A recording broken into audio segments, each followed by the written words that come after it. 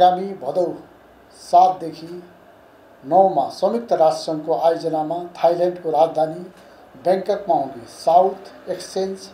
On preparing smooth transition strategy graduating cohort of 2021 कार्यक्रममा सहभागीका लागि राष्ट्रिय योजना आयोगका सचिवलाई स्वीकृति दिने, विश्व ब्याङ्कबाट हरित उत्पादनशील र समावेशी विकासका लागि प्राप्त हुने अमेरिकी डलर 100 मिलियन करिब रु 12 अरब 70 करोड सहुलियतपूर्ण ऋण सहायता स्वीकार गर्ने, जापान सरकारबाट पूर्वी तराईको सिँचाइ प्रणाली पुनर्स्थापना आयोजनाका लागि प्राप्त हुने जापानी येन 2256 मिलियन करिब 2 अरब 13 करोड 64 लाख अनुदान सहायता स्वीकार गर्ने, सबै तहका निजामती कर्मचारी, नेपाली सेना, नेपाली प्रहरी, सशस्त्र प्रहरी बल, नेपाल स्वास्थ्य सेवा, संसद सेवा, सामुदायिक विद्यालयमा कार्यरत शिक्षकका लागि 2079 साउन 1 गते लागू हुने गरी नयाँ तलबमान एवं ग्रेड स्वीकृत गर्ने, आर्थिक वर्ष 78-79 का लागि मन्त्रालय अन्तर्गत विभिन्न आयोजनाहरूका लागि राजपत्राङ्कित श्रेणीका 51वटा पदहरूको अस्थायी दरबन्दी स्वीकृत गर्ने, आर्थिक वर्ष 2078-79 का लागि मन्त्रालय अन्तर्गत राजपत्राङ्कित श्रेणीका 58वटा पदहरूको स्थायी दरबन्दी स्वीकृत गर्ने, आर्थिक वर्ष 2078-79 का लागि मन्त्रालय अन्तर्गत राजपत्राङ्कित श्रेणीका 20वटा पदहरूको अस्थायी दरबन्दी स्वीकृत गर्ने।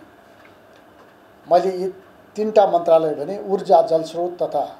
सिँचाइ मन्त्रालय, कानुन न्याय तथा संसदीय मामला मन्त्रालय, कृषि तथा पशु विकास मन्त्रालय। सशस्त्र प्रहरी सेवा आयोगको सदस्य तोक्ने, नसिम रायनको प्रमाणपत्र नम्बर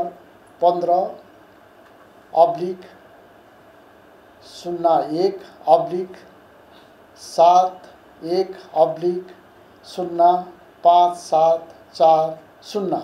मिति 2071-8/7 मा जारी भएको वंशजको नागरिकता रद्द गरी निजलाई नेपाली नागरिकबाट हटाउने, सप्तकोशी नदीमा आएको बाढीबाट बढी क्षति भएका भौगोलिक क्षेत्रलाई विपद सङ्कटग्रस्त क्षेत्र घोषणा गर्ने, पर्वत जिल्ला कुस्मा नगरपालिका वडा नम्बर 5 स्थित 13 रोपनी 15 आना जग्गामध्ये जिल्ला समन्वय समिति पर्वतले भोग चलान गरेको 6 रोपनी 6 आना 2 पैसा 1 दाम रोपनी जग्गामध्ये 2 रोपनी 9 आना 3 पैसा 3 दाम रोपनी जग्गा कुस्मा नगरपालिकाको प्रशासनिक भवन निर्माणका लागि उपयोग गर्न स्वीकृति दिने, आर्थिक वर्ष 2078-79 का लागि मन्त्रालय अन्तर्गत राजपत्राङ्कित श्रेणीका 355वटा पदहरूको अस्थायी दरबन्दी स्वीकृत गर्ने, भौतिक पूर्वाधार तथा यातायात मन्त्रालय, आर्थिक वर्ष 2078-79 का लागि मन्त्रालय अन्तर्गत राजपत्राङ्कित श्रेणीका 15वटा पदहरूको अस्थायी दरबन्दी स्वीकृत गर्ने, युवा तथा खेलकुद मन्त्रालय, राष्ट्रिय खेलकुद प्रतियोगिता सञ्चालन पहिलो संशोधन निर्देशिका 2079 स्वीकृत गर्ने, भारतीय सेनाका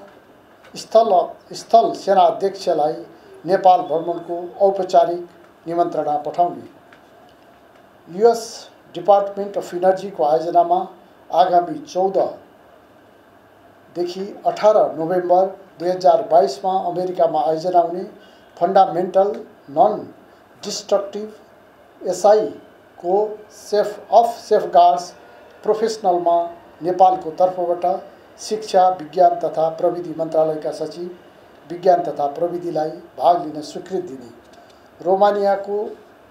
बुखारेस्टमा आइटियुको आयोजनामा 2079 साल असोज 10 देखि 28 गतेसम्म सञ्चालन हुने अन्तर्राष्ट्रिय दूरसञ्चार सङ्घको प्लेनिपोटेन्सियरी कन्फरेन्स